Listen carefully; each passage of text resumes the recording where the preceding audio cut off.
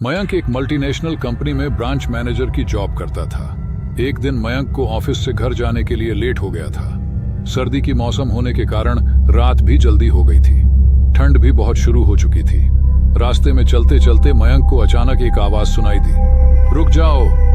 मयंक वहीं पर ही रुक गया और पीछे मुड़ के देखा, लेकिन पीछे कोई भी नहीं था। फिर से वही आवाज सुनाई दी, सामने देखो। जैसे ही मयंक ने सामने देखा तो उसे जमीन पर कुछ चमकती हुई चीज दिखाई दी।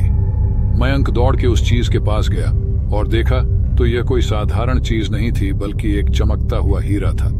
उसने वह हीरा अपने हाथ में लिया। उसकी चमक देखकर मयंक की खुशी का पार न रहा, लेकिन मयंक को कहाँ पता था यह कोई साधारण है या नहीं, बल्कि एक मायावी हीरा है। अचानक उस हीरे में से आवाज आई, अगर तुम्हें और हीरे चाहिए तो इस जमीन को खोदो। इस जमीन के नीचे बहुत सारे हीरे हैं। मयंक खुश हो गया। उसने उस हीरे को अपनी जेब में डाला और जमीन खोदना शुरू किया। करीबन 2 फीट खोद काम करने के बाद अचानक मयंक डर के मारे चिल्लाने लगा। इसके कारण उसका संतुलन खो गया और जमीन पर गिर पड़ा, क्योंकि उस गड्ढे में से हीरे मोती नहीं बल्कि किसी इंसान का कटा हुआ सर मिला। अचानक वह सर हवा में उड़ने लगा और बोला, डरो मत, मैं तुम्हें कोई हानि नहीं पहुंचागा। मैं तुम्हें बहुत सारे हीरे जवेरात भी दूंगा। बस मेरी बात ध्यान से सुनो, मैं जहां जाता हूं वहां मेरे पीछे आओ। फिर वह सिर हवा में उड़ा और जंगल की ओर बढ़ने लगा। करीबन 1 किलोमीटर चलने के बाद वह सिर रुक गया।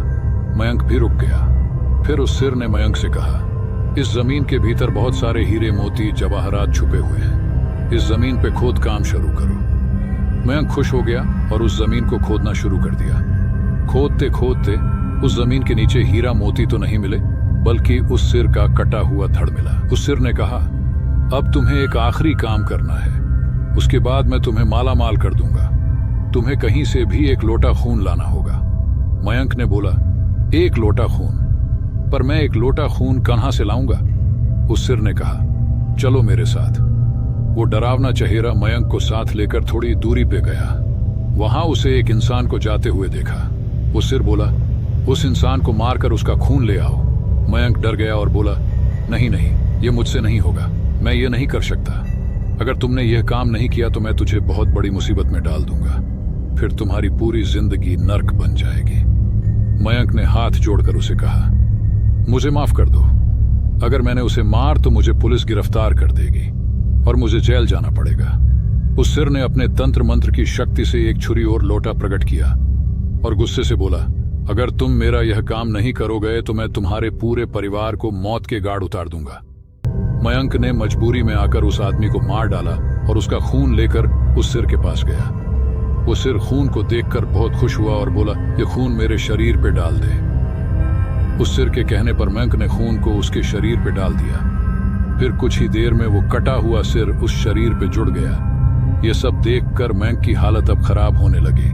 वो उस भूत को देखकर काफी डर गया। जैसे ही वो भूत जिंदा हुआ तो जोर जोर से हंसने लगा और डरावनी आवाज में बोला, तुमने बहुत बड़ी गलती कर दी कि तुम्हें मुझे फिर से जिंदा कर दिया। अब मैं सिर्फ तुम्हें ही नहीं बल्कि इस पूरे शहर को मौत के गाढ़ उतार दूंगा। डर के मारे मयंक के मुंह से आवाज भी नहीं निकल रही थी। वो अपने जान बचाने के लिए वहां से दौड़ा, लेकिन उस भूत ने छलांग लगाकर मयंक को जमीन पे गिरा दिया और बोला, मुझे बहुत भूख लगी है, अब मैं तुम्हारा मांस खाऊंगा। जैसे ही उस भूत ने मांस खाने के लिए आगे बढ़ा कि तुरंत ही उसका सिर धड़ से अलग हो गया। मयंक समझ नहीं पाया कि आखिर यह चमत्कार हुआ कैसे। जब मयंक ने पीछे मुड़कर देखा तो एक अघोरी बाबा खड़े थे। उस अघोरी बाबा ने कहा, जब तुम उस आदमी को मारकर उसका खून ले जा रहे थे तभी मैंने देख लिया था और समझ गया कि कुछ तो बुरा होने वाला है। इसीलिए मैं तुम्हारे पीछे पीछे यहां तक चला आया और मैंने अपनी मंत्र की शक्ति से उस भूत को फिर से मार दिया। अब तुम निश्चित होकर अपने घर जाओ, अब तुम पर कोई खतरा नहीं है। आज भी मयंक उस बात को याद करता है तो उसकी रूह तक कांपने लगती है। दोस्तों, आपको ये कहानी कैसी लगी प्लीज हमें कमेंट करके जरूर बताएं।